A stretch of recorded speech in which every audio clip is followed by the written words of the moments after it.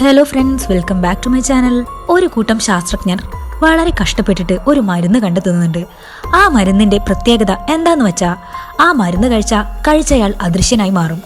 അങ്ങനെ ആ മരുന്ന് കണ്ടെത്തിയ ഡോക്ടർ തന്നെ അതൊന്ന് പരീക്ഷിക്കാൻ വേണ്ടി തീരുമാനിക്കുകയാണ്. വിചാരിച്ച പോലെ തന്നെ അയാൾ അദൃശ്യനായി മാറുകയാണ്. എന്നാൽ അദൃശ്യനായി മാറിയപ്പോൾ പിന്നെ അയാളുടെ യഥാർത്ഥ സ്വഭാവം പുറത്തേക്ക് വരുന്നുണ്ട്. ചുരുക്കി പറഞ്ഞാൽ അയാൾ കാണുന്ന സ്ത്രീകളെ ഒന്നും വെറുതെ വീട്ടില്ല എന്ന് തന്നെ വേണമെങ്കിൽ പറയാം. അവസാനം ഗത്യന്തരമില്ലാതെ മറ്റു ഡോക്ടർമാർക്ക് അയാളെ കൊല്ലേണ്ടി വരികയാണ്. അപ്പോൾ ഒട്ടും വൈകിക്കുന്നില്ല, വളരെ ത്രില്ലിംഗ് ആയിട്ടുള്ള ഈ മൂവി നമുക്കൊന്ന് കണ്ടാലോ. ചിത്രത്തിന്റെ തുടക്കത്തിൽ ഒരു കൂട്ടിലേക്ക് ആരോ ഒരു എലിയെ ഇട്ടുകൊടുക്കുന്നുണ്ട്. പെട്ടെന്ന് ആ എലിയെ ഏതോ ഒരു അദൃശ്യ ജീവി കടിച്ചു പറിച്ചു തിന്നുന്നുണ്ട്. ആ എലിയുടെ ചോരയിൽ ആ ജീവിയുടെ പല്ലുകൾ അങ്ങനെ തെളിഞ്ഞു കാണുന്നുണ്ട്. അടുത്ത സീനിൽ ഈ കഥയിലെ മെയിൻ ക്യാരക്ടർ സെബാസ്റ്റ്യനെയാണ് കാണിക്കുന്നത്. അയാൾ ഒരു സയന്റിസ്റ്റ് ആണ്. കമ്പ്യൂട്ടറിൽ എന്തൊക്കെയോ പ്രത്യേകതരം ഒരു കോമ്പൗണ്ട് ഉണ്ടാക്കാൻ വേണ്ടി അയാൾ ശ്രമിച്ചുകൊണ്ടിരിക്കുകയാണ്. എന്നാൽ ഓരോ തവണയും അത് ഫെയിലായി പോവുകയാണ്. ആ ഫ്രസ്ട്രേഷനിൽ ഇരിക്കുമ്പോഴാണ് തൊട്ടടുത്ത വീട്ടിൽ അവന്റെ അയൽക്കാരി ഡ്യൂട്ടി കഴിഞ്ഞ് ഇപ്പോൾ വീട്ടിലെത്തിയിരിക്കുകയാണ്. അവളുടെ ഡ്രസ്സ് ഓരോന്നോരോന്നായി അഴിക്കാൻ തുടങ്ങി. ഇതൊക്കെ സെബാസ്റ്റ്യൻ അങ്ങനെ ആകാംക്ഷയോടെ നോക്കി നിൽക്കുന്നുണ്ട്. എന്നാൽ പെട്ടെന്ന് അവൾ ജനലിന്റെ കർട്ടൻ ഇടുകയാണ്. എന്തൊക്കെയോ കാണാൻ പറ്റും എന്ന് പ്രതീക്ഷിച്ചിരുന്ന സെബാസ്റ്റ്യന് അപ്പോൾ ആകെ നിരാശ തോന്നുകയാണ്. എന്നാലും വീണ്ടും അവന്റെ ജോലിയിലേക്ക് തന്നെ കോൺസെൻട്രേറ്റ് ചെയ്യാൻ തുടങ്ങും. പെട്ടെന്ന് അവന് പുതിയൊരു ഐഡിയ തോന്നുകയാണ്. എന്നാൽ ഇത്തവണ അവന്റെ പരീക്ഷണം സക്സസ്ഫുൾ ആയിരുന്നു. അവൻ വിചാരിച്ച ആ പുതിയ കോമ്പൗണ്ട് അവൻ കണ്ടെത്തിയിരിക്കുകയാണ്. ഈ സന്തോഷ വാർത്ത അറിയിക്കുന്നതിനു വേണ്ടി അവന്റെ കൂടെ ജോലി ചെയ്യുന്ന അവന്റെ സഹപ്രവർത്തകയായ ലിൻഡയെ അവനപ്പോ ആ രാത്രി തന്നെ വീഡിയോ കോൾ ചെയ്യുകയാണ്. ഈ സമയത്ത് ലിൻഡ ആണെങ്കിലോ നല്ല ഉറക്കത്തിലാണ്. തന്റെ പരീക്ഷണം സക്സസ്ഫുൾ ആയ കാര്യമൊക്കെ ലിൻഡയോട് അവൻ പറയുകയാണ്. ഇതേ സമയം ലിൻഡയുടെ കട്ടിൽ വേറൊരാളെ അവൻ കാണുന്നുണ്ട്. അതാരാണെന്ന് അവൻ അവളോട് ചോദിക്കുന്നുണ്ട്. അത് നീ അറിയേണ്ട കാര്യമല്ല എന്ന് പറഞ്ഞ് അവൾ ഒഴിഞ്ഞു മാറുകയാണ്. അവർ അങ്ങനെ പുതിയ കോമ്പൗണ്ട് ഇസബെല്ല എന്നു പേരുള്ള ഒരു മനുഷ്യക്കുരങ്ങിൽ പരീക്ഷ ചെയ്യാൻ വേണ്ടി തീരുമാനിക്കുകയാണ്. ലിൻഡ കോമ്പൗണ്ട് സക്സസ്ഫുൾ ആയ കാര്യം കട്ടിലിൽ ഉറങ്ങിക്കൊണ്ടിരിക്കുന്ന മാത്യുവിനെയൊക്കെ വിളിച്ചുണർത്തി പറയുകയാണ്. മാത്യു, ലിൻഡയും സെബാസ്റ്റ്യനും ഒരുമിച്ച് ജോലി ചെയ്യുന്ന സയന്റിസ്റ്റുകളാണ്. ലിൻഡ ആദ്യം ഡേറ്റ് ചെയ്തിരുന്നത് സെബാസ്റ്റ്യനെ ആയിരുന്നു. അവരുമായി പിരിഞ്ഞതിന് ശേഷം മാത്യുവിനെ അവൾ ഡേറ്റ് ചെയ്തു വരികയാണ്. ഈ കാര്യം സെബാസ്റ്റ്യനോട് അവൾ പറഞ്ഞിട്ടുണ്ടായിരുന്നില്ല. അടുത്ത ദിവസം സെബാസ്റ്റ്യൻ വളരെ സന്തോഷത്തോടെ അവരുടെ ലാബിലേക്ക് അങ്ങനെ പോയിക്കൊണ്ടിരിക്കുകയാണ്. അങ്ങനെ സിറ്റിയുടെ ഒത്ത നടുവിലായി ഒരു പഴയ വെയർ ഹൗസിലേക്ക് സെബാസ്റ്റ്യൻ എത്തിച്ചേരുന്നുണ്ട്. ആ വെയർ ഹൗസിന്റെ അണ്ടർഗ്രൗണ്ടിൽ വളരെ സീക്രട്ട് ആയിട്ടാണ് അവർ ഈ എക്സ്പെരിമെന്റ് ഒക്കെ നടത്തിക്കൊണ്ടിരുന്നത്. അങ്ങനെ സെബാസ്റ്റ്യൻ ഇപ്പോൾ അവരുടെ ലാബിനകത്ത് എത്തിയിരിക്കുകയാണ്. അവിടെ ഒരുപാട് കൂടുകൾ കാണുന്നുണ്ട്. എന്നാൽ ചില കൂട്ടിലൊന്നും ഒന്നുമില്ല. എന്നാൽ കൂട്ടിൽ എന്തൊക്കെയോ ഉള്ള പോലെ ആ കൂടുകൾ അങ്ങനെ ഇളകുന്നുണ്ട്. ആ കൂട്ടിനകത്തുള്ളത് അദൃശ്യമായ ജീവികളാണ്. ആ കൂടുമായിട്ട് അറ്റാച്ച് ചെയ്തിട്ടുള്ള മോണിറ്ററിൽ ആ ജീവികളെ കാണാൻ സാധിക്കുന്നുണ്ട്. മാത്യു ഇപ്പോൾ ഒരു വലിയ കൂടിന്റെ മുന്നിൽ ചെന്ന് ഇസബെല്ല എന്ന് വിളിക്കുന്നുണ്ട്. എന്നാൽ ആ കൂട്ടിൽ ഒന്നിനെയും കാണാനുണ്ടായിരുന്നില്ല. പെട്ടെന്ന് ഒരു ജീവിയുടെ കാൽപ്പാട് നിലത്തങ്ങനെ പതിയുന്നുണ്ട്. അത് ആ കൂട് പിടിച്ച് കുലുക്കാൻ തുടങ്ങുന്നുണ്ട്. മാത്യു ആ കൂടിനകത്തുള്ള ജീവിയെ കാണുന്നതിന് വേണ്ട ഒരു പ്രത്യേക തരം കണ്ണര ധരിച്ച് അതിനകത്ത് ഒരു ആൾക്കുരങ്ങായിരുന്നു. അതിന്റെ പേരായിരുന്നു ഇസബെല്ല. ഇസബെല്ലയുടെ ശരീരത്തിൽ അവർ ആ പുതിയ മരുന്ന് പരീക്ഷിക്കാൻ വേണ്ടി തീരുമാനിക്കുകയാണ്. അതിനുവേണ്ടി അവളെ ബോധം കെടുത്താൻ വേണ്ട മരുന്ന് മാത്യു ഇപ്പോൾ അവളുടെ ശരീരത്തിൽ കുത്തിവെക്കാൻ വേണ്ടി പോവുകയാണ്. എന്നാൽ ഇഞ്ചക്ഷൻ എടുക്കുന്ന ആ സമയം അവനെ കടിച്ചുകൊണ്ട് ആ കുരങ്ങ് കൂട് തുറന്ന് പുറത്തേക്ക് ഓടിപ്പോകുന്നുണ്ട്. അദൃശ്യമായത് കാരണം മറ്റാർക്കും അതിനെ കാണാൻ പറ്റുന്നുണ്ടായിരുന്നില്ല. ആ കണ്ണട വെച്ച് മാത്യു അതിന്റെ പിറകെ അങ്ങനെ പിടിക്കാൻ വേണ്ടി ഓടുന്നുണ്ട്. അതേ സമയമാണ് സെബാസ്റ്റ്യൻ അങ്ങോട്ടേക്ക് വരുന്നത്. മാത്യു സെബാസ്റ്റ്യന്റെ മേല് തട്ടി രണ്ടുപേരും അവിടെ വീഴുന്നുണ്ട്. മാത്യു ഇപ്പോൾ കാര്യങ്ങളൊക്കെ സെബാസ്റ്റ്യനോട് പറയുന്നുണ്ട്. അപ്പോൾ സെബാസ്റ്റ്യൻ പറയും, 2 ദിവസമായിട്ട് ഈ ഇഞ്ചക്ഷൻ എടുത്തതിന് ശേഷം അത് അവളുടെ ബ്രെയിനിനെ വല്ലാതെ ബാധിച്ചിട്ടുണ്ട്. അതുകൊണ്ട് തന്നെ അവളുടെ ബിഹേവിയറും കുറച്ച് അഗ്രസീവ് ആയിട്ടുണ്ട്. ഇതേ സമയം ഇസബെല്ലയാണെങ്കിൽ അവിടെയുള്ള ആ മെയിൻ ഡോർ അടിച്ചു പൊളിച്ച് പുറത്തു കടക്കാൻ വേണ്ടി നോക്കിക്കൊണ്ടിരിക്കുകയാണ്. ഈ സമയം സെബാസ്റ്റ്യൻ കറക്റ്റായിട്ട് അതിനെ വെടിവെച്ച് ബോധം കെടുത്തുന്നുണ്ട്. അതങ്ങനെ അവിടെ ബോധം കെട്ട് വീഴുന്നുണ്ട്. അങ്ങനെ അവർ ഇസബെല്ലയെ ലാബിലെ ബെഡിലേക്ക് മാറ്റിയിരിക്കുകയാണ്.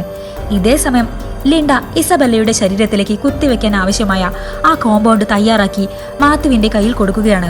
മാത്യു ആ ഇഞ്ചക്ഷൻ ഇസബെല്ലയുടെ ശരീരത്തിലേക്ക് കുത്തിവെക്കാൻ പോകുമ്പോൾ സെബാസ്റ്റ്യൻ പറയും, തരൂ, ഞാൻ കുത്തിവെക്കാം, ഇത് കണ്ടെത്തിയത് ഞാനല്ലേ എന്നും പറഞ്ഞ് മാത്യുവിന്റെ കയ്യിൽ നിന്നും ആ സിറിഞ്ച് വാങ്ങി സെബാസ്റ്റ്യൻ ഇസബെല്ലയുടെ ശരീരത്തിലേക്ക് ഇഞ്ചക്ഷൻ അങ്ങനെ കുത്തിവെക്കുകയാണ്.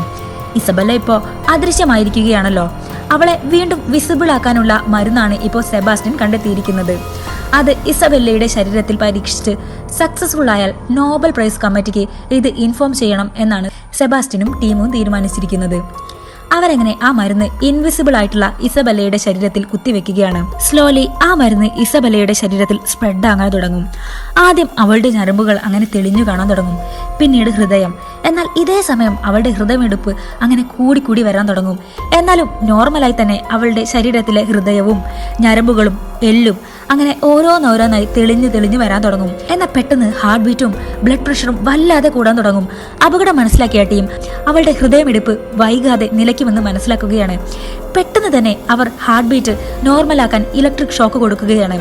അങ്ങനെ ക്രമേണ അവളുടെ ഹാർട്ട് ബീറ്റ് നോർമലായി വരികയാണ്. അതെ, അവരെ എക്സ്പെരിമെന്റ് സക്സസ്ഫുൾ ആയി കംപ്ലീറ്റ് ചെയ്തിരിക്കുകയാണ്. അവരിപ്പോ ഒരു വസ്തുവിനെ ഇൻവിസിബിളും അതുപോലെ തന്നെ തിരിച്ച് വിസിബിളുമാക്കാനുള്ള ആ മരുന്ന് കണ്ടെത്തിയിരിക്കുകയാണ്. ഇസബെല്ല കംപ്ലീറ്റ് ആയി അതിന്റെ ഫുൾ ഫോമിലേക്ക് മടങ്ങി. ഈ സന്തോഷം അവരൊന്ന് ആഘോഷിക്കാൻ വേണ്ടി തീരുമാനിക്കുകയാണ്. അങ്ങനെ അവരെല്ലാവരും പുറത്തു പോയി ഫുഡൊക്കെ കഴിക്കുന്നുണ്ട്. അവരങ്ങനെ ഫുഡൊക്കെ കഴിച്ച് വർത്തമാനമൊക്കെ പറഞ്ഞിരിക്കുമ്പോൾ പെട്ടെന്ന് സെബാസ്റ്റ്യൻ അവിടെ നിന്ന് എണീറ്റ് ബാൽക്കണിയിൽ പോയി ഒറ്റയ്ക്ക് അങ്ങനെ പുറത്തേക്ക് നോക്കി നിൽക്കുകയാണ്. തൊട്ടടുത്തിരുന്ന് ഭക്ഷണം കഴിച്ചുകൊണ്ടിരുന്ന സെബാസ്റ്റ്യനെ പെട്ടെന്ന് കാണാതായപ്പോൾ ലിൻഡ ബാൽക്കണിയിൽ പോയി സെബാസ്റ്റ്യനെ നോക്കുകയാണ്. ഇത്രയൊക്കെ ഹാപ്പി ആയിട്ടുള്ള ഇൻസിഡന്റ് നടന്നിട്ടും സെബാസ്റ്റ്യൻ എന്താണ് ഇങ്ങനെ ഗ്ലൂമിയായി നിൽക്കുന്നത് എന്ന് അവൾ സെബാസ്റ്റ്യനോട് ചോദിക്കുന്നുണ്ട്. സെബാസ്റ്റ്യൻ അവർ ഒരുമിച്ച് ഡേറ്റ് ചെയ്തിരുന്ന ആ നല്ല കാലത്തെ കുറിച്ച് ഓർക്കുകയാണ്. അത് വീണ്ടും ഒന്നുകൂടെ വർക്കൗട്ട് ആക്കാൻ പറ്റുമോ എന്ന് അവൻ അവളോട് ചോദിക്കുന്നുണ്ട്. അവൻ അവളെ അതും പറഞ്ഞ് കിസ് ചെയ്യാൻ വേണ്ടി നോക്കുമ്പോൾ താല്പര്യമില്ലാത്ത പോലെ അവൾ ഒഴിഞ്ഞു മാറുകയാണ്. അടുത്ത സീനിൽ സെബാസ്റ്റ്യൻ ഇപ്പോൾ അവരുടെ ലാബിലാണ്. അവിടെ ഒരു കൂട്ടിൽ അവന്റെ ഏറ്റവും പ്രിയപ്പെട്ട ഡോഗിനെ ഒരു കൂട്ടിൽ അങ്ങനെ അദൃശ്യമാക്കി ഇട്ടിട്ടുണ്ട്. അവൻ ആ ഡോഗിന്റെ അടുത്ത് പോയി അതിനെ ഓമനിക്കുന്നതാണ് കാണിക്കുന്നത്. പ്രൊഫഷണൽ ലൈഫിൽ വളരെ സക്സസ്ഫുൾ ആയി മുന്നോട്ട് പോയിക്കൊണ്ടിരിക്കുകയാണെങ്കിലും പേഴ്സണൽ ലൈഫിൽ സെബാസ്റ്റ്യൻ വളരെ ഫ്രസ്ട്രേറ്റഡ് ആയിരുന്നു. അടുത്ത സീനിൽ സെബാസ്റ്റ്യനും ടീമും അവരുടെ എക്സ്പെരിമെന്റിനെ കുറിച്ച് നോബൽ പ്രൈസ് കമ്മിറ്റിയെ അറിയിക്കാൻ വേണ്ടി തീരുമാനിച്ചിരിക്കുകയാണ്. അവരുടെ എക്സ്പെരിമെന്റിനെ കുറിച്ച് സെബാസ്റ്റ്യൻ ഇപ്പോൾ അവിടെയുള്ള ചീഫ് ഓഫീഷ്യൽസിന് എക്സ്പ്ലെയിൻ ചെയ്തു കൊടുക്കുന്നുണ്ട്. ഒരു ജീവിയെ അദൃശ്യനാക്കാനുള്ള കോമ്പൗണ്ട് ഞാൻ കണ്ടെത്തിയിട്ടുണ്ട്, എന്നാൽ അതിനെ തിരിച്ച് വിസിബിൾ ആക്കാനുള്ള കോമ്പൗണ്ട് കണ്ടെത്താൻ ഇതുവരെ സാധിച്ചിട്ടില്ല എന്ന് ആ കമ്മിറ്റിയോട് സെബാസ്റ്റ്യൻ പറയുകയാണ്. അത് കേട്ടപ്പോൾ അതിലെ ഒരു ചീഫ് ഒഫീഷ്യൽ പറയും, എത്രയും പെട്ടെന്ന് തന്നെ നിങ്ങളുടെ എക്സ്പെരിമെന്റ് കംപ്ലീറ്റ് ചെയ്യണമെന്ന് അവനോട് പറയുകയാണ്. അല്ലാത്ത പക്ഷം നിങ്ങളെ ഇവിടെ നിന്ന് ഞങ്ങൾ പിരിച്ചുവിടുമെന്നും അയാൾ പറയുന്നുണ്ട്. അങ്ങനെ ആ മീറ്റിംഗ് കഴിഞ്ഞ് പുറത്തിറങ്ങിയ സെബാസ്റ്റ്യനോട് ലിൻഡയും മാത്യുവും എന്തിനാണ് നീ കോമ്പൗണ്ട് കണ്ടെത്തിയില്ല എന്ന് കള്ളം പറഞ്ഞത് എന്ന് ചോദിക്കുകയാണ്.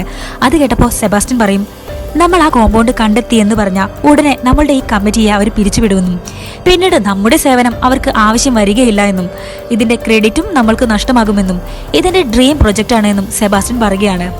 ഇത് നമുക്ക് മനുഷ്യരിൽ കൂടെ പരീക്ഷിച്ച് സക്സസ്ഫുൾ ആണോ എന്ന് നോക്കേണ്ടതുണ്ട്, എങ്കിൽ മാത്രമേ ഇതൊരു കംപ്ലീറ്റ് സക്സസ് ആവുകയുള്ളൂ എന്നും സെബാസ്റ്റ്യൻ അവരോട് പറയുകയാണ്. അത് കേട്ടപ്പോൾ ലിൻഡയും മാത്യുവും അത്തരത്തിലുള്ള ഹ്യൂമൻ എക്സ്പെരിമെന്റ് മുൻകൂട്ടിയുള്ള അനുമതിയില്ലാതെ സാധിക്കുകയില്ല എന്ന് സെബാസ്റ്റ്യനോട് പറയുന്നുണ്ട്. എന്നാൽ നമ്മൾ ഹ്യൂമൻ എക്സ്പെരിമെന്റ് എന്റെ ശരീരത്തിൽ നടത്തുമെന്നും അതിന് ഒരു പെർമിഷനും നമുക്ക് ആവശ്യമില്ല എന്നും അതുവരെ നമ്മുടെ എക്സ്പെരിമെന്റ് ഫുൾ നമ്മൾ സീക്രട്ടായി വയ്ക്കുമെന്നും അവരോട് സെബാസ്റ്റ്യൻ പറയുകയാണ്. അങ്ങനെ സെബാസ്റ്റ്യന്റെ ശരീരത്തിൽ ഈ പരീക്ഷണം നടത്താൻ വേണ്ടി അവർ തീരുമാനിക്കുകയാണ്. അടുത്ത സീനിൽ സെബാസ്റ്റ്യൻ ഇപ്പോൾ അവരുടെ ലാബിലാണ്. അവരുടെ ടീംമേറ്റ്സിനോട് സെബാസ്റ്റ്യൻ ഈ കാര്യം അറിയിക്കുകയാണ്. എന്നാൽ ടീംമേറ്റ്സിലെ ഒരാളായ സാറ അതിനെ നന്നായി എതിർക്കുന്നുണ്ട്. ഇത്തരത്തിലുള്ള ഒരു പരീക്ഷണം വളരെ റിസ്ക് ആണെന്ന് അവൾ പറയുന്നുണ്ട്. ഇതുപോലുള്ള റിസ്ക് എടുക്കാതെ ഒന്നും തന്നെ വിജയിക്കുകയില്ല എന്ന് സെബാസ്റ്റ്യൻ അവളെ കൺവിൻസ് ചെയ്യിക്കുകയാണ്. ഇങ്ങനെ ഒരു റിസ്ക് എടുത്താൽ നമുക്ക് തീർച്ചയായും ഒരു നോബൽ പ്രൈസ് കിട്ടുമെന്ന് സെബാസ്റ്റ്യൻ അവരെ കൺവിൻസ് ചെയ്യുന്നുണ്ട്. അങ്ങനെ അവരെല്ലാവരും അത്തരത്തിലുള്ള ഒരു റിസ്ക് എടുക്കാൻ വേണ്ടി തീരുമാനിക്കുകയാണ്. സെബാസ്റ്റ്യൻ ഇപ്പോൾ അവന്റെ ഡ്രസ്സൊക്കെ മാറ്റി അവസാനമായി അവന്റെ മുഖം ഒന്ന് കണ്ണാടിയിൽ നോക്കി തിരിച്ച് പരീക്ഷണത്തിന് തയ്യാറായി ബെഡിൽ കയറി കിടക്കുകയാണ്. അവന്റെ കൈകാലുകൾ അവർ നന്നായി കെട്ടുന്നുണ്ട്. ചെറിയൊരു ഭയമുണ്ടെങ്കിലും നമുക്ക് പരീക്ഷണം തുടങ്ങാമെന്ന് സെബാസ്റ്റ്യൻ മാത്യുവിനോട് പറയുന്നുണ്ട്. ലിൻഡയാണെങ്കിൽ ശരീരത്തിൽ കുത്തിവെക്കാനുള്ള ആ മരുന്ന് തയ്യാറാക്കി മാത്യുവിന് കൊടുക്കുകയാണ്. മാത്യു ആ മരുന്ന് സെബാസ്റ്റ്യന്റെ ശരീരത്തിലേക്ക് ഇഞ്ചക്ട് ചെയ്യാൻ നേരം സെബാസ്റ്റ്യൻ ആ സിറിഞ്ച് വാങ്ങി ഇത് ഞാൻ തന്നെ എന്റെ ശരീരത്തിൽ കുത്തിവെക്കാം എന്ന് പറയുകയാണ്. ഇത് അഥവാ ഫെയിലായാൽ ഇതിന്റെ പഴി നിങ്ങൾക്ക് കേൾക്കേണ്ടി വരരുത് എന്ന് പറഞ്ഞ് സെബാസ്റ്റ്യൻ അവന്റെ ശരീരത്തിലേക്ക് ആ മരുന്ന് കുത്തിവെക്കുകയാണ്. എന്നാൽ കുത്തിവെച്ച ഉടനെ ഒന്നും അവന്റെ ശരീരത്തിന് യാതൊരു മാറ്റവും സംഭവിച്ചില്ല.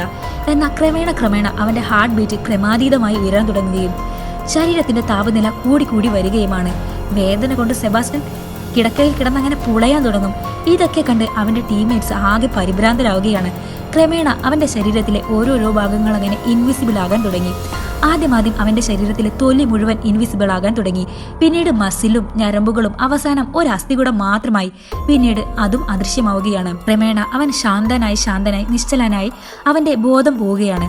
അങ്ങനെ 17 മണിക്കൂറിന് ശേഷം അവന്റെ ബോധം തിരിച്ചു വരികയാണ്. ബോധം വന്ന ഉടനെ അവൻ ആ ജനലും വാതിലും ഒക്കെ അടയ്ക്കാൻ വേണ്ടി ലിൻഡയോടും സാറയോടും പറയുകയാണ്. കണ്ണുകളിലേക്ക് പ്രകാശരശ്മികൾ തുളഞ്ഞു കയറുന്ന പോലെ തോന്നുകയാണെന്ന് അവൻ പറയുന്നുണ്ട്. ശരീരത്തിന്റെ വേദന അപ്പോഴും മാറിയിട്ടുണ്ടായിരുന്നില്ല. അത് കേട്ടപ്പോൾ ലിൻഡ പറയുന്നുണ്ട്, നീ കണ്ണുകൾ അടച്ചാലും പ്രകാശരശ്മികൾ നിന്റെ കണ്ണുകളിൽ പതിയും. കാരണം നിന്റെ കൺപോളകൾ വരെ ഇപ്പോൾ ഇൻവിസിബിൾ ആയിരിക്കുകയാണ്. അങ്ങനെ അവർ അവിടെയുള്ള ജനലും വാതിലും ഒക്കെ അടച്ച് ലൈറ്റൊക്കെ ഡിമ്മാക്കുകയാണ്. അങ്ങനെ കുറച്ചു കഴിഞ്ഞ് സെബാസ്റ്റ്യൻ ശരീരത്തിലെ വേദനകളൊക്കെ കുറഞ്ഞു തുടങ്ങിയിരിക്കുകയാണ്. അവൻ അങ്ങനെ കട്ടിലിൽ നിന്ന് എഴുന്നേറ്റ് മുന്നിലുള്ള കണ്ണാടിയിൽ അവന്റെ മുഖം നോക്കുകയാണ്. മാത്യുവിനും ലിൻഡയ്ക്കും അപ്പോഴവനെ കാണാൻ സാധിക്കുന്നുണ്ടായിരുന്നില്ല. അവരവനെ വിളിച്ചു നോക്കി അവന്റെ ശബ്ദം എവിടെയാണ് എന്നതിനനുസരിച്ച് അവന്റെ സാന്നിധ്യം മനസ്സിലാക്കുകയാണ്. ആ സമയം അവന്റെ ടീംമേറ്റ്സ് എല്ലാവരും അവന്റെ അടുത്തേക്ക് വരുന്നുണ്ട്. ഇൻവിസിബിൾ ആയ അവനെ അവർക്കാർക്കും കാണാൻ സാധിക്കുന്നുണ്ടായിരുന്നില്ല. അപ്പോൾ അവരുടെ കൂട്ടത്തിലുള്ള ഫ്രാങ്ക് പറയുന്നുണ്ട്, എനിക്ക് ഇതൊക്കെ കണ്ടിട്ട് ഒളിച്ചു കളിക്കുന്ന പോലെയാണ് തോന്നുന്നത് എന്ന്. അങ്ങനെ ഓരോരോ തമാശകളൊക്കെ കാണിച്ച് സെബാസ്റ്റ്യൻ അവരോട് അങ്ങനെ അവൻ എവിടെയാണെന്ന് കണ്ടെത്താൻ വേണ്ടി പറയുന്നുണ്ട്. ഫ്രാങ്ക് അപ്പോൾ ഒരു കണ്ണട എടുത്ത് വെച്ചിട്ട് ഒളിച്ചിരിക്കുന്ന സെബാസ്റ്റ്യനെ അങ്ങനെ കണ്ടുപിടിക്കുകയാണ്. അങ്ങനെ അവർ അവനെ 3 ദിവസം ഒബ്സർവേഷനിൽ വെക്കാൻ വേണ്ടി തീരുമാനിക്കുകയാണ്. അതിനായി ഒബ്സർവേഷൻ റൂമിലേക്ക് അവനെ മാറ്റുകയാണ്. അവിടെ ഒരു ക്യാമറയും മോണിറ്ററും ഒക്കെ അതിനുവേണ്ടി സെറ്റ് ചെയ്ത് വെച്ചിട്ടുണ്ട്. അന്ന് രാത്രി സെബാസ്റ്റ്യനെ മോണിറ്റർ ചെയ്യുന്നതിന് വേണ്ടി സാറയെയാണ് ഡ്യൂട്ടിക്ക് നിർത്തിയിരിക്കുന്നത്. ഡ്യൂട്ടിയൊക്കെ കഴിഞ്ഞ് അവൾ അങ്ങനെ ഒന്ന് റെസ്റ്റ് എടുക്കുമ്പോൾ അറിയാതെ ഉറങ്ങി പോവുകയാണ്. ഇതേ സമയം മോണിറ്ററിൽ സെബാസ്റ്റ്യൻ ആ ബെഡിൽ അങ്ങനെ ഉറങ്ങുന്നതായും കാണാം. അവൾ ഉറങ്ങി കുറച്ചു കഴിഞ്ഞപ്പോൾ സെബാസ്റ്റ്യന്റെ റൂമിന്റെ വാതിൽ അങ്ങനെ താനേ തുറക്കുകയാണ്.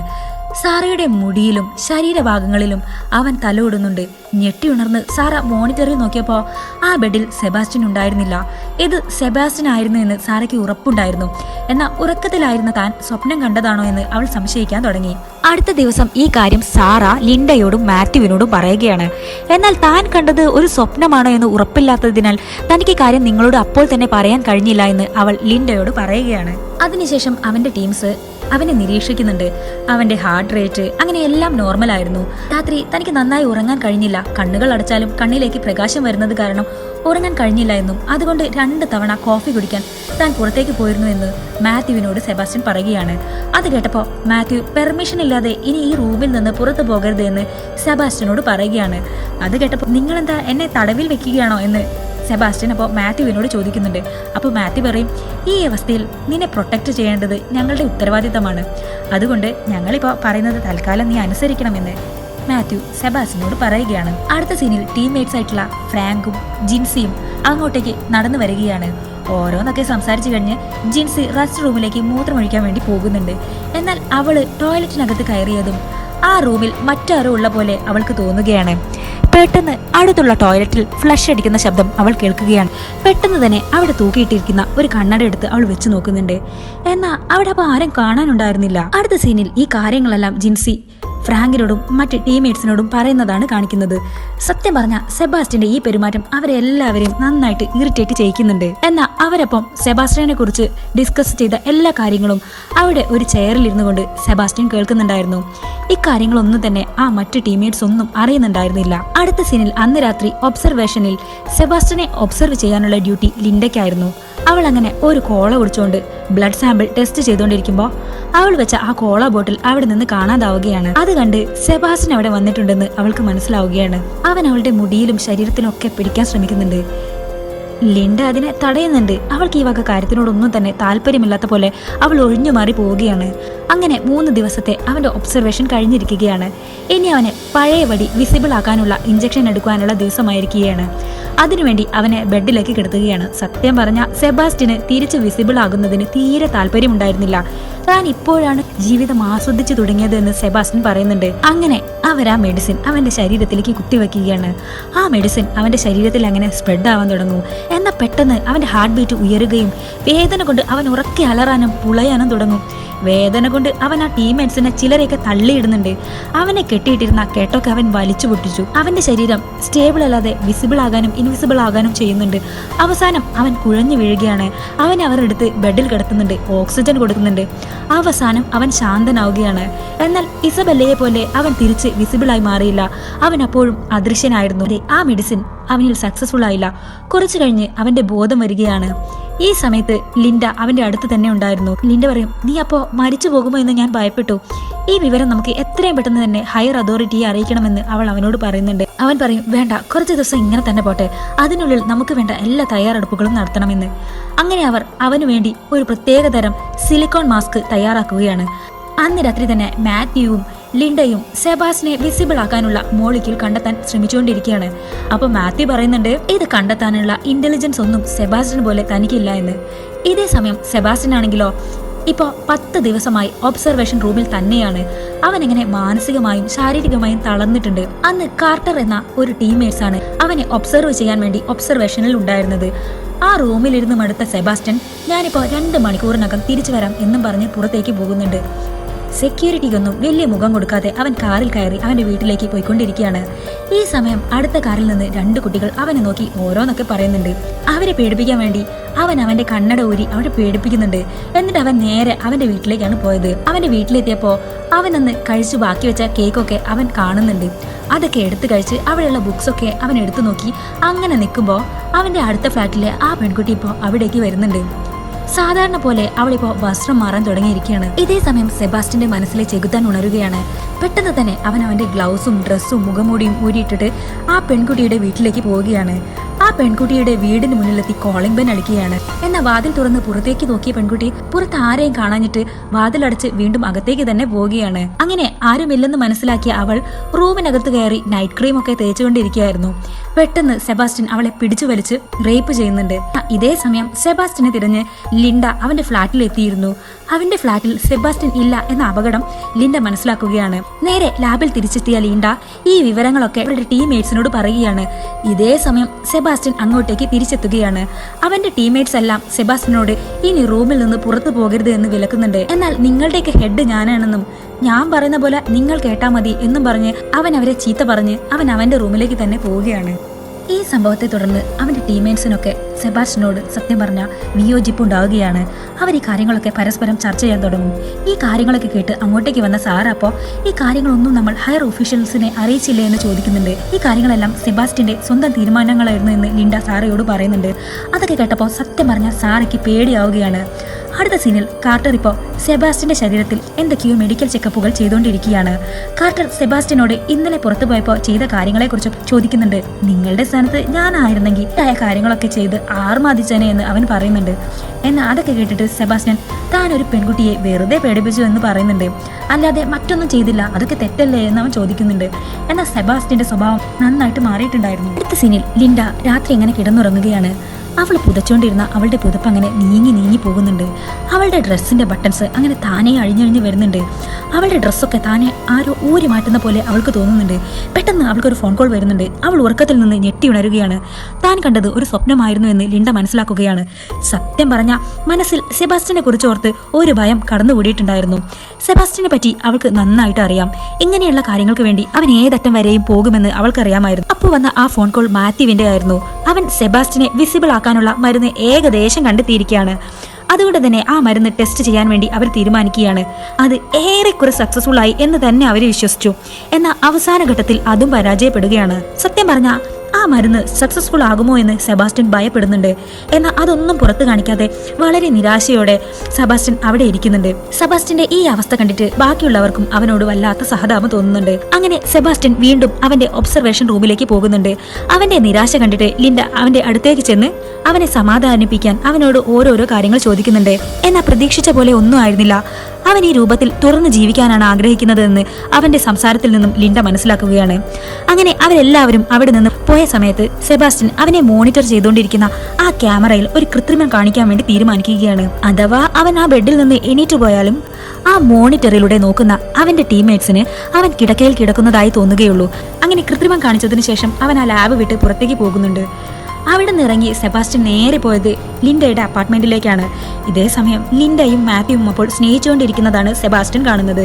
സെബാസ്റ്റ്യൻ ആ ഒരു രംഗം അവിടെ തീരെ പ്രതീക്ഷിച്ചിരുന്നില്ല. തിരിച്ച് ലാബിലെത്തിയ സെബാസ്റ്റ്യന് അവന്റെ ദേഷ്യം നിയന്ത്രിക്കാനായില്ല. അവന്റെ റൂമിന് വെളിയിൽ കുരച്ചുകൊണ്ടിരിക്കുന്ന അവന്റെ ഏറ്റവും പ്രിയപ്പെട്ട നായയെ അവൻ അങ്ങനെ അടിച്ചു കൊല്ലുകയാണ്. സെബാസ്റ്റ്യൻ ഇപ്പോൾ അവന്റെ ഫീലിംഗ്സിനെ നിയന്ത്രിക്കാൻ കഴിയാതെ വളരെ ക്രൂരനായി മാറിയിരിക്കുകയാണ്. അടുത്ത ദിവസം ലാബിലെത്തിയ സാറ കാണുന്നത് സെബാസ്റ്റ്യന്റെ വളരെ പ്രിയപ്പെട്ട ആ നായ കൂട്ടിൽ അങ്ങനെ ചത്തു കിടക്കുന്നതാണ്. ഇതിനെക്കുറിച്ച് സെബാസ്റ്റ്യനോട് സാറ അപ്പോൾ ചോദിക്കുന്നുണ്ട്. അപ്പം സെബാസ്റ്റ്യൻ പറയും, അതിനെന്ത് പറ്റിയെന്ന് ഞാൻ കണ്ടിട്ടില്ല. പിന്നെ മൃഗങ്ങളായ ഒരിക്കൽ അത് ജനിച്ചാൽ അതെന്തായാലും മരിക്കുക തന്നെ ചെയ്യും. അത് ചത്തതിന് ഞാനെന്ത് വേണമെന്ന്. അതിനെ തുടർന്ന് അവരെല്ലാവരും CCTV ഒന്ന് ചെക്ക് ചെയ്യുന്നുണ്ട്. എന്നാൽ അവർക്ക് അതിലൊന്നും തന്നെ കണ്ടെത്താൻ കഴിഞ്ഞില്ല. അന്ന് രാത്രി വീണ്ടും സെബാസ്റ്റ്യൻ ലിൻഡയുടെ അപ്പാർട്ട്മെന്റിലേക്ക് പോകുന്നുണ്ട്. എന്നാൽ ഇപ്രാവശ്യം ലിൻഡ സെബാസ്റ്റ്യൻ അവിടെ ഉള്ളതായി എന്തൊക്കെയോ സംശയം തോന്നുന്നുണ്ട്. അവളുടെ മുന്നിലുള്ള പേപ്പറൊക്കെ അങ്ങനെ പാറി പോകുന്നുണ്ട്. പെട്ടെന്ന് അവൾ പുതപ്പെടുത്ത് മുന്നിലേക്ക് അങ്ങനെ ഇട്ടു നോക്കുന്നുണ്ട്. എന്നാൽ സെബാസ്റ്റ്യനെ അവൾക്ക് അവിടെ കണ്ടെത്താൻ കഴിഞ്ഞില്ല. എന്തോ പന്തികേട് തോന്നിയ ലിൻഡ പെട്ടെന്ന് തന്നെ ലാബിലേക്ക് പോവുകയാണ്. അവൾ നേരെ സെബാസ്റ്റ്യനെ ഒബ്സർവ് ചെയ്യാനായി വെച്ചിട്ടുള്ള ഒബ്സർവേഷൻ റൂമിലേക്കാണ് പോയി നോക്കിയത്. വിചാരിച്ച പോലെ തന്നെ സെബാസ്റ്റ്യൻ അവിടെ ഉണ്ടായിരുന്നില്ല. എന്നാൽ മോണിറ്ററിലാണെങ്കിലോ സെബാസ്റ്റ്യൻ അവിടെ കിടന്നുറങ്ങുന്നതായും കാണിക്കുന്നുണ്ട്. പെട്ടെന്ന് തന്നെ അവൾ ആ ക്യാമറ ചെക്ക് ചെയ്യുകയാണ്. അതിൽ സെബാസ്റ്റ്യൻ ചെയ്തു വെച്ച കൃത്രിമം അവൾ കണ്ടെത്തുകയാണ്. ഈ വിവരം എല്ലാം അവൾ അവളുടെ ടീംമേറ്റ്സിനെ അറിയിക്കുകയാണ്. അങ്ങനെ അവരെല്ലാം ഈ വിവരം ഹയർ ഒഫീഷ്യൽസിനെ അറിയിക്കാൻ വേണ്ടി തീരുമാനിക്കുകയാണ്. എന്നാൽ അവർ ഈ കാര്യങ്ങളൊക്കെ തീരുമാനിക്കുന്നത് സെബാസ്റ്റ്യൻ വളരെ രഹസ്യമായി അവിടെ നിന്ന് കേൾക്കുന്നുണ്ടായിരുന്നു. അങ്ങനെ പെട്ടെന്ന് തന്നെ ലിൻഡയും മാത്യുവും ഹയർ ഒഫീഷ്യൽസിനെ കാണാൻ വേണ്ടി പോവുകയാണ്. എന്നാൽ ഇതേ സമയം സെബാസ്റ്റ്യനും അങ്ങോട്ടേക്ക് എത്തുകയാണ്. ലിൻഡയും മാത്യുവും അവരുടെ ചീഫ് ഒഫീഷ്യൽസിനോട് ഈ കാര്യങ്ങളൊക്കെ പറയുകയുണ്ടായി. അപ്പോൾ അയാൾ പറയും, എത്ര പെട്ടെന്ന് ബാക്കിയുള്ളവരെയും ഈ വിവരം അറിയിക്കാമെന്നും ഇതിനു വേണ്ട നടപടികൾ ഉടനെ നമുക്ക് സ്വീകരിക്കണമെന്നും പറഞ്ഞ് മാത്യുവിനെയും ലിൻഡയെയും അവിടെ നിന്ന് പറഞ്ഞയക്കുകയാണ്. അങ്ങനെ ആ ചീഫ് ഓഫീസർ ബാക്കിയുള്ള ഒഫീഷ്യൽസിനെയും വിളിച്ച് വിവരം പറയാനിരിക്കുമ്പോൾ അയാളുടെ ഫോണിന്റെ വയർ ഡിസ്കണക്ട് ആയി കിടക്കുന്നത് അയാൾ കാണുകയാണ്. അങ്ങനെ പുറത്തുനിന്നും അയാൾ എന്തൊക്കെയോ ശബ്ദം കേൾക്കാൻ തുടങ്ങി. പെട്ടെന്ന് തന്നെ ഒരു സിഗരറ്റും കത്തിച്ച് അയാൾ പുറത്തേക്ക് ഇറങ്ങി നോക്കുന്നുണ്ട്. അവിടെ ഉണ്ടായിരുന്ന ആ പൂളിന്റെ സൈഡിലൂടെ അയാൾ അങ്ങനെ നടന്ന് എവിടെ നിന്നാണ് ഈ ശബ്ദം കേട്ടത് എന്ന് നോക്കുമ്പോൾ അയാളുടെ സിഗരറ്റിന്റെ പുകയിൽ മുന്നിലായി ഒരു മനുഷ്യരൂപം അങ്ങനെ തെളിഞ്ഞു വരുന്നുണ്ട്. ഒരു പുക കൊണ്ടൊക്കെയുള്ള ഒരു മനുഷ്യന്റെ രൂപം പോലെ അതങ്ങനെ തെളിഞ്ഞു വരികയാണ്. അത് സെബാസ്റ്റ്യൻ ആയിരുന്നു. പെട്ടെന്ന് തന്നെ സെബാസ്റ്റ്യൻ ഓഫീസറെ വെള്ളത്തിലേക്ക് അങ്ങനെ തള്ളിയിട്ട് ശ്വാസം മുട്ടിച്ച് കൊല്ലുകയാണ്. വെള്ളത്തിലിട്ട് ശ്വാസം മുട്ടിച്ച് കൊല്ലുന്ന സെബാസ്റ്റ്യന്റെ രൂപം അങ്ങനെ വെള്ളത്തിൽ തെളിഞ്ഞു കാണുന്നുണ്ട്. അതൊക്കെ കണ്ടിട്ട് ഓഫീസറുടെ ഭാര്യ അന്താളിച്ച് ഉറക്കെ അങ്ങനെ നിലവിളിക്കുന്നുണ്ട്. ഇതേ സമയം മാത്യുവും ലിൻഡയും ലാബിലേക്ക് തിരിച്ചെത്തിയിരിക്കുകയാണ്. സെബാസ്റ്റ്യൻ ആണെങ്കിൽ ഒന്നും സംഭവിക്കാത്ത പോലെ അങ്ങനെ അവരുടെ മുന്നിൽ വന്ന് നിൽക്കുന്നുണ്ട്. പെട്ടെന്ന് അവരുടെ ഓഫീസിലേക്ക് ഒരു കോൾ വരുന്നുണ്ട്. അത് ആ ചീഫ് ഓഫീസറുടെ ഭാര്യയായിരുന്നു. നിങ്ങൾ പോയതിനു ശേഷം എൻ്റെ ഭർത്താവ് വെള്ളത്തിൽ മുങ്ങി മരിച്ചിരിക്കുകയാണ്. ഒരു പ്രത്യേക രൂപത്തിലുള്ള മനുഷ്യരൂപത്തെ ഞാൻ കണ്ടു എന്നും അവർ പറയുന്നുണ്ട്. അതൊക്കെ കേട്ടപ്പോൾ മാത്യൂസിനും ലിൻഡയ്ക്കും നന്നായി പേടിയാകുന്നുണ്ട്. ഇങ്ങനെ പോയാൽ കാര്യങ്ങൾ ശരിയാവില്ല എന്ന് മനസ്സിലാക്കിയ അവർ ഈ വിവരം പോലീസിനെ അറിയിക്കാൻ തന്നെ തീരുമാനിക്കുകയാണ്. ലിൻഡയും മാത്യുവും ഈ വിവരം പോലീസിനെ അറിയിക്കാൻ വേണ്ടി ലിഫ്റ്റിലേക്ക് കയറാനിരിക്കുമ്പോൾ ലിഫ്റ്റിന്റെ പാസ്വേഡ് വർക്കിംഗ് അല്ല എന്ന് അവർ മനസ്സിലാക്കുകയാണ്. എന്താണ് സംഭവിച്ചത് എന്ന് അവർ ചെക്ക് ചെയ്ത് നോക്കുമ്പോൾ അവിടെയുള്ള പാസ്വേഡും അവിടെയുള്ള എല്ലാ എക്യുപ്മെന്റ്സും സെബാസ്റ്റ്യൻ തന്റെ കൺട്രോളിലാക്കി വെച്ചിരിക്കുകയാണെന്ന് അവർ മനസ്സിലാക്കുകയാണ്. അപകടം മനസ്സിലാക്കിയ അവർ പെട്ടെന്ന് തന്നെ സെബാസ്റ്റ്യൻ തങ്ങളെ ആക്രമിക്കാൻ സാധ്യതയുണ്ട് എന്നും അവനെ നേരിടാൻ വേണ്ട മുൻകരുതലുകൾ അവരെങ്ങനെ എടുക്കുകയാണ്. ഇതേ സമയം അവരുടെ ടീംമേറ്റ്സായ ജാൻസി അവളുടെ ആ കണ്ണട എടുക്കാൻ മറന്നുപോയിട്ടുണ്ടായിരുന്നു. അതെടുക്കാൻ വേണ്ടി അവൾ ഇപ്പോൾ പോകുന്നുണ്ട്. ഒറ്റയ്ക്ക് കണ്ണട എടുക്കാൻ പോയ അവളെ സെബാസ്റ്റ്യൻ കയറി പിടിക്കുന്നതായി കാണിക്കുന്നുണ്ട്. ഇതേ സമയം ബാക്കിയുള്ള ടീംമേറ്റ്സ് ആണെങ്കിലോ താൻസിയെ കാണാതെ തിരയുകയാണ്. താൻസിയെ തിരഞ്ഞു വന്ന അവർ കാണുന്നത് താൻസി മരിച്ചു കിടക്കുന്നതാണ്. സെബാസ്റ്റ്യൻ ഇപ്പോൾ എന്തും ചെയ്യാൻ മടിയില്ലാത്ത ഒരു ക്രൂര മൃഗമായി മാറിയിരിക്കുകയാണ് എന്ന് അവർ മനസ്സിലാക്കുകയാണ്. ഇത് കണ്ട് സാറയ്ക്ക് സങ്കടം സഹിക്കാൻ കഴിഞ്ഞില്ല. അവൾ ലിൻഡയുടെ മുഖത്ത് ഒരു ഒറ്റ അടി കൊടുക്കുകയാണ്. മുകളിലുള്ള പെർമിഷൻ ഇല്ലാതെ നിങ്ങൾ ഈ എക്സ്പെരിമെന്റ് ചെയ്തത് കാരണമാണ് ഇത്തരത്തിലുള്ള കോൺസിക്വൻസ് നമ്മൾ അനുഭവിക്കേണ്ടി വന്നത് എന്ന് അവൾ പറയുന്നുണ്ട്. ഇനിയിപ്പോൾ വേറെ വഴിയില്ല, അവനെ കാണുന്നിടത്ത് വെടിവെച്ചിടുക തന്നെ എന്ന് അവർ തീരുമാനിക്കുകയാണ്. എന്നിട്ട് പിടിച്ചു കെട്ടി പോലീസിൽ ഏൽപ്പിക്കുക. ഇതേ സമയം അവിടെ CCTV ക്യാമറയിൽ സെബാസ്റ്റ്യന്റെ പ്രസൻസ് അപ്പോൾ കാണിക്കുന്നുണ്ട്. അവനെ പിടിക്കാനായി കാർട്ടറും മാത്യുവും ഇൻവിസിബിൾ കണ്ണടയൊക്കെ വെച്ചിട്ട് അവനെ ഫോളോ ചെയ്ത് അങ്ങനെ പോകുന്നുണ്ട്. അങ്ങനെ പോകുന്ന വഴി അവിടെ ഒരു ഗ്യാസ് പൈപ്പ് ലീക്കായി കിടക്കുന്നതായി അവർ കാണുന്നുണ്ട്. എന്നാൽ സെബാസ്റ്റ്യന്റെ പ്രസൻസ് അവിടെയാണോ എന്ന് കരുതി മാത്യു അവിടെ ചെക്ക് ചെയ്തുകൊണ്ടിരിക്കുമ്പോൾ അടുത്തു നിന്ന് കാർട്ടനെ മുകളിൽ നിന്ന് ആരോ പിടിച്ചു വലിച്ച് മുകളിലേക്ക് ഉയർത്തുന്നതായി കാണുന്നുണ്ട്. ആ പൈപ്പിൽ നിന്ന് വരുന്ന ഗ്യാസിൽ സെബാസ്റ്റ്യന്റെ രൂപം അങ്ങനെ മുകളിലെ പൈപ്പിൽ ഇരുന്നു കൊണ്ട് കാർട്ടനെ ഉപദ്രവിച്ചുകൊണ്ടിരിക്കുകയാണ്. അത് കണ്ട് മാത്യു പെട്ടെന്ന് തന്നെ സെബാസ്റ്റ്യനെ വെടിവെക്കുകയാണ്. എന്നാൽ ഉന്നം തെറ്റി ആ വെടി കൊണ്ടത് ആ പൈപ്പിലേക്കാണ്. ഉടനെ തന്നെ സെബാസ്റ്റ്യൻ അവിടെ നിന്ന് കാർട്ടന്റെ കഴുത്തിലെ പിടിവിടുകയാണ്. എന്നാൽ ഇതേ സമയം ആ പൈപ്പ് പൊട്ടി കാർട്ടന്റെ മുഖത്തേക്ക് വീഴുകയാണ്. അവന്റെ മുഖം മുറിഞ്ഞ് അങ്ങനെ രക്തം ഒഴുകിക്കൊണ്ടിരിക്കുന്നുണ്ട്. അവൻ നിലത്ത് വീണ് പിടയുന്നുണ്ട്. ഇതേ സമയം മാത്യു ആണെങ്കിലോ സെബാസ്റ്റ്യനെ ഏകദേശം ഷൂട്ട് ചെയ്തുകൊണ്ടിരിക്കുകയാണ്. സെബാസ്റ്റ്യൻ ആണെങ്കിൽ സമർത്ഥമായി അതിൽ നിന്ന് ഒഴിഞ്ഞു മാറിക്കൊണ്ടിരിക്കുകയാണ്. എന്നാൽ ആ ഷൂട്ട് കൊണ്ട് അവിടെയുള്ള ആ ഗ്യാസ് പൈപ്പ് ഒക്കെ ലീക്ക് ആവുന്നുണ്ട്. അതിൽ സെബാസ്റ്റ്യന്റെ രൂപം മാത്യുവിന് ഇപ്പോൾ കാണാൻ സാധിക്കുന്നുണ്ട്. മാത്യു സെബാസ്റ്റ്യനെ അങ്ങനെ നേരിട്ടുകൊണ്ടിരിക്കുകയാണ്. എന്നാൽ ഇതേ സമയം അവിചാരിതമായി സെബാസ്റ്റ്യനെ മറ്റൊരു ഭാഗത്തേക്കാക്കി അവിടെയുള്ള ഡോർ അങ്ങനെ അടഞ്ഞു പോവുകയാണ്. സെബാസ്റ്റ്യൻ ഇപ്പോൾ മറ്റൊരു ഭാഗത്തായി അങ്ങനെ പെട്ടുപോകുന്നുണ്ട്. എന്നാൽ ഇതേ സമയം സാറയും ഫ്രാങ്കും അങ്ങോട്ടേക്ക് വരുന്നുണ്ട്. നിലത്ത് രക്തം നഷ്ടപ്പെട്ട് മരിക്കാനായി കിടക്കുന്ന കാർട്ടറെ കണ്ട സാറ അവനെ എങ്ങനെയെങ്കിലും രക്ഷിക്കാൻ വേണ്ടി ബ്ലഡ് എടുക്കാൻ വേണ്ടി ബ്ലഡ് ബാങ്കിലേക്ക് ഓടുകയാണ്. അങ്ങനെ അവിടെ നിന്ന് കുറച്ച് ബ്ലഡ് ബാഗ് എടുത്ത് തിരിച്ചു വരും വഴി പെട്ടെന്ന് അവിടെയുള്ള ഡോർ താനെ അടയുകയാണ്. അത് സെബാസ്റ്റ്യൻ ആണെന്ന് മനസ്സിലാക്കിയ സാറ ഉടനെ തന്നെ കയ്യിലുള്ള ബ്ലഡ് ബാഗ് പൊട്ടിച്ച് നിലത്ത് അങ്ങനെ ഒഴിക്കാൻ തുടങ്ങി. അഥവാ സെബാസ്റ്റ്യൻ വരികയാണെങ്കിൽ നിലത്ത് കാൽപ്പാടുകൾ കാണാമെന്ന് അവൾ മനസ്സിൽ കണക്ക് കൂട്ടുന്നുണ്ട്. എന്നാൽ വളരെ അവിചാരിതമായി പുറകിൽ നിന്നും സെബാസ്റ്റ്യൻ അവളെ ആക്രമിക്കുകയാണ്. അവളുടെ കയ്യിലുള്ള ബോധം കെടുത്തുന്ന ആ ഗണ്ണ് കൊണ്ട് അവളെ തന്നെ അവൻ വെടിവെച്ച് ബോധം കെടുത്തുകയാണ്. എന്നാൽ ഇതേ സമയം കാർട്ടറിന്റെ അടുത്തേക്ക് ഓടി വന്ന മാത്യുവും ലിൻഡയും സാറയെക്കുറിച്ച് ഫ്രാങ്കിനോട് അന്വേഷിക്കുകയാണ്. ഉടനെ തന്നെ അവളെ തിരഞ്ഞ് അവർ ബ്ലഡ് ബാങ്കിലേക്ക് ഓടി. എന്നാൽ അവരല്പം വൈകിപ്പോയിരുന്നു. സാറയെ കൊന്ന് സെബാസ്റ്റ്യൻ അവളെ ബ്ലഡ് ഒക്കെ സൂക്ഷിച്ചു വെക്കുന്ന ആ ഫ്രീസറിനകത്ത് കൊണ്ടു ചെന്നിട്ടിട്ടുള്ളതായി അവർ കാണുകയാണ്. എന്നാൽ ഇതേ സമയം ഫ്രാങ്ക് ആണെങ്കിലോ ഏത് നിമിഷവും സെബാസ്റ്റ്യൻ അങ്ങോട്ടേക്ക് വരാൻ സാധ്യതയുണ്ട് എന്ന് മനസ്സിലാക്കി കയ്യിലൊരു ഫോഗ് സ്പ്രേയും പിടിച്ച് ഫ്രീസറിന് പുറത്ത് അങ്ങനെ നിൽക്കുന്നുണ്ടായിരുന്നു. എന്നാൽ പെട്ടെന്ന് പിറകിലൂടെ വന്ന സെബാസ്റ്റ്യൻ ഫ്രാങ്കിനെ കുത്തിക്കൊല്ലുകയാണ്. അത് തടയാൻ വേണ്ടി വന്ന മാത്യുവിനെയും അവൻ കുത്തി പരിക്കേൽപ്പിക്കുന്നുണ്ട്. അതിനുശേഷം മാത്യുവിനെയും ആ ഫ്രീസറിനകത്തേക്ക് തള്ളിയിട്ടിട്ട് ലിൻഡയെയും മാത്യുവിനെയും ആ ഫ്രീസറിനകത്താക്കി ആ ഫ്രീസറിന്റെ ടെമ്പറേച്ചർ ഏറ്റവും ലോ ടെമ്പറേച്ചറിൽ സെറ്റ് ചെയ്തതിന് ശേഷം അതിന്റെ ഡോർ ലോക്ക് ചെയ്യുകയാണ്. പിന്നീട് തന്റെ ഗ്ലൗസും മാസ്കും ഡ്രസ്സും ഇട്ടതിനു ശേഷം പുറത്തേക്ക് രക്ഷപ്പെടാനുള്ള തയ്യാറെടുപ്പിലാണ് സെബാസ്റ്റ്യൻ ഇപ്പോൾ. അതിനു മുൻപായി അവിടെയുള്ള ലാബ് ബ്ലാസ്റ്റ് ചെയ്യുന്നതിന് വേണ്ടി ഒരു ടൈം ബോംബും സെബാസ്റ്റ്യൻ സെറ്റ് ചെയ്ത് വെക്കുന്നുണ്ട്. എന്നാൽ ഇതേ സമയം ആ ഫ്രീസറിനകത്ത് മാത്യുവും ലിൻഡയും അകപ്പെട്ടിരിക്കുകയാണല്ലോ. ആ ഫ്രീസറിലെ ടെമ്പറേച്ചർ കുറഞ്ഞു വന്നുകൊണ്ടിരിക്കുകയാണ്.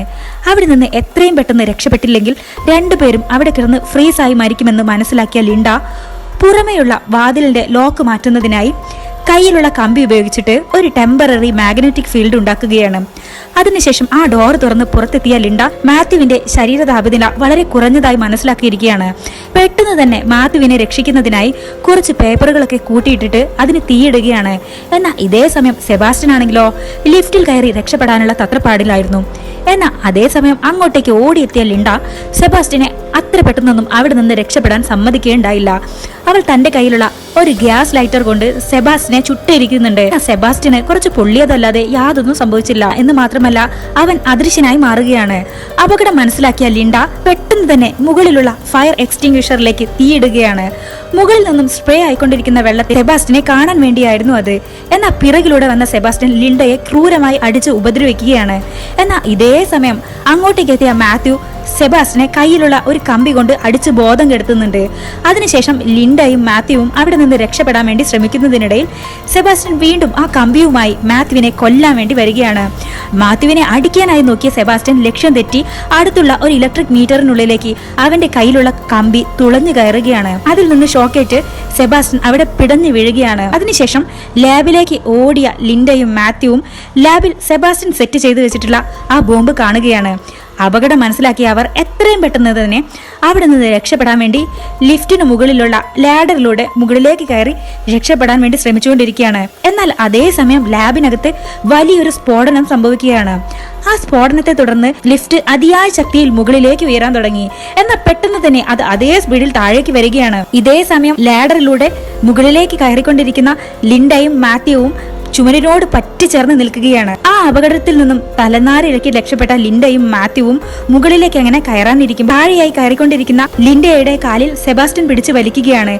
അവളെ പിടിച്ചു വലിച്ച് താഴെ ലിഫ്റ്റിലേക്കിട്ട സെബാസ്റ്റ്യൻ അവളുടെ മുന്നേയുള്ള ഓർമ്മയ്ക്കായി അവളോട് ഒരു കിസ് തരാൻ വേണ്ടി പറയുകയാണ്. എന്നാൽ ഇതേ സമയം തന്ത്രപൂർവ്വം ലിഫ്റ്റിന്റെ കേബിൾ ഡിസ്കണക്ട് ആക്കിയ ലിൻഡ സെബാസ്റ്റ്യനെ ലിഫ്റ്റിനൊപ്പം താഴേക്ക് തള്ളിയിടുകയാണ്. ലിഫ്റ്റിനൊപ്പം താഴെ ജ്വലിച്ചുകൊണ്ടിരിക്കുന്ന അഗ്നിയിൽ സെബാസ്റ്റ്യൻ ചുട്ടെരിയുകയാണ്. അങ്ങനെ സെബാസ്റ്റ്യന്റെ കയ്യിൽ നിന്നും രക്ഷപ്പെട്ട മാത്യുവും ലിൻഡയും അവിടെ നിന്ന് ഉള്ളിലേക്ക് കയറി രക്ഷപ്പെടുകയാണ്. അപ്പോൾ ഈ മൂവി ഇവിടെ അവസാനിക്കുകയാണ്. അപ്പോൾ അടുത്ത വീഡിയോയുമായി കാണാം.